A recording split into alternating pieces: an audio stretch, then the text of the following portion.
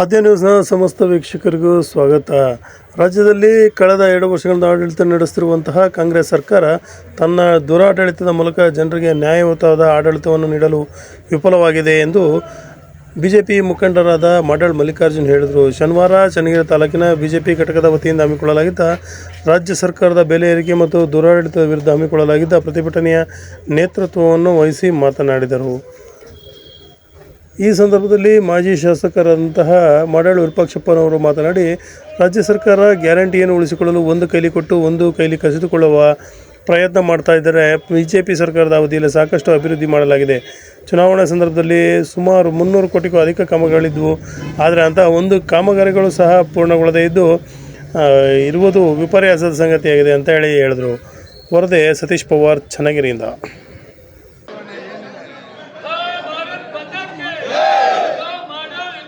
ನಗಣ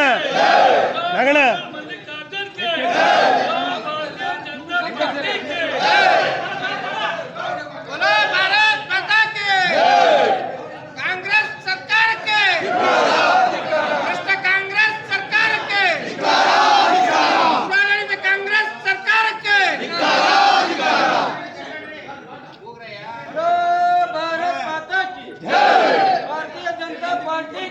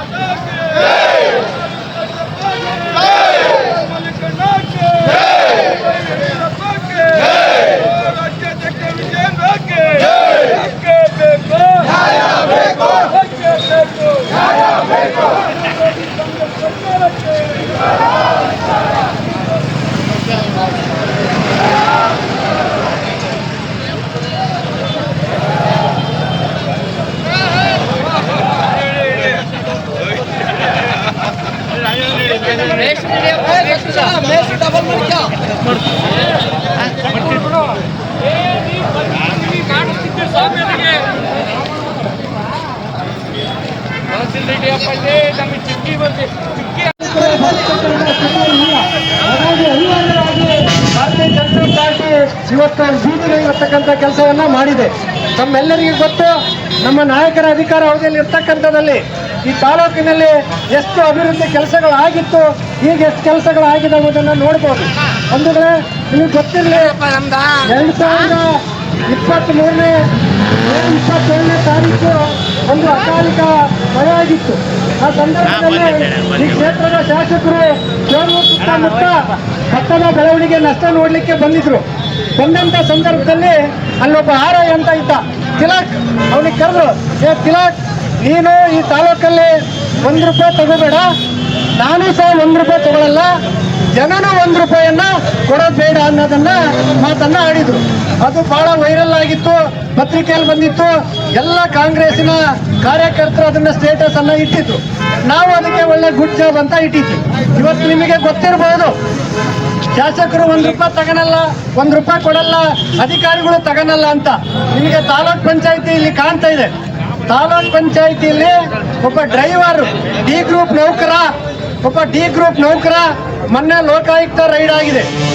ಅವನ phone pay, Google pay ಒಟ್ಟು 1 ವರ್ಷದಲ್ಲಿ 60 ಲಕ್ಷ ರೂಪಾಯಿ ಟ್ರಾನ್ಸಾಕ್ಷನ್ ಆಗಿದೆ. 60 ಲಕ್ಷ. ಒಬ್ಬ ಡಿ ಗ್ರೂಪ್ ನೌಕರನ ಟ್ರಾನ್ಸಾಕ್ಷನ್ ಆಗಿರೋದು ಇಒ ಆಫೀಸಲ್ಲಿ 60 ಲಕ್ಷ.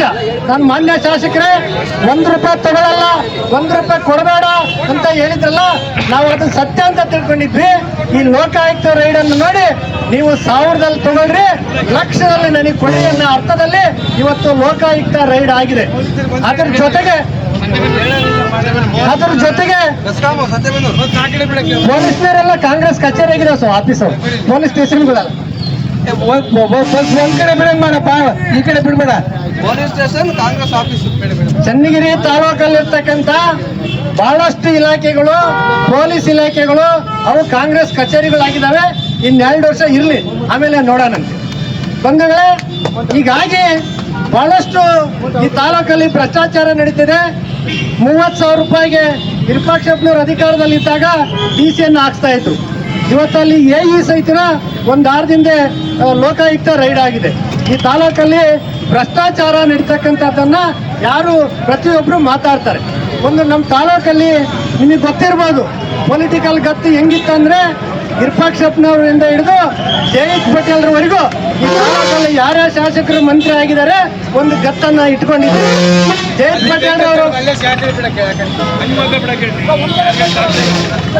ಪಟೇಲ್ ಅವರು ಅಧಿಕಾರದಲ್ಲಿದ್ದಾಗ ಇಲ್ಲದೆ ಇದ್ದಾಗ ಪೊಲೀಸ್ ಸ್ಟೇಷನ್ ಪೊಲೀಸ್ ಅಧಿಕಾರಿಗೆ ಫೋನ್ನಲ್ಲಿ ಹೇಳಿ ಗತ್ತನ್ನ ಕಾಡ್ತಿದ್ರು.